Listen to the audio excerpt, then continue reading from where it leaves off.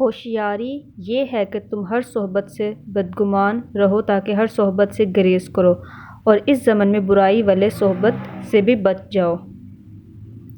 چکنی چپڑی غذا وہاں سمجھو جہاں غذا پا کر روح قوی ہو جائے اور روحانی کمالات حاصل ہوں۔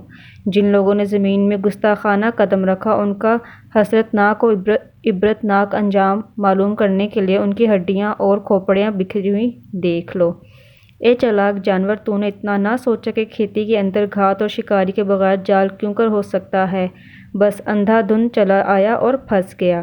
جس مرد کے پاس خوبصورت بیوی دیکھو تو سمجھ جاؤ اس کا گھر ایک باغ کی صورت ہے، کیونکہ پیاری بیوی جنگل کو بھی گلستان بنا دیتی ہے۔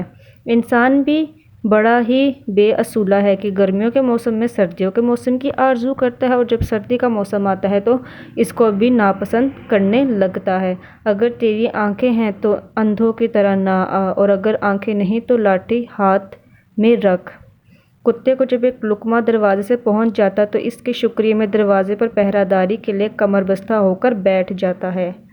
قدم اس طرح احتیاط اور ہوشیاری سے رکھو جس طرح نابینا رکھتا ہے، تاکہ پاؤں پتھر کے ساتھ ٹھوکر کھانے کوئی میں پڑ جانے سے بچ جائے۔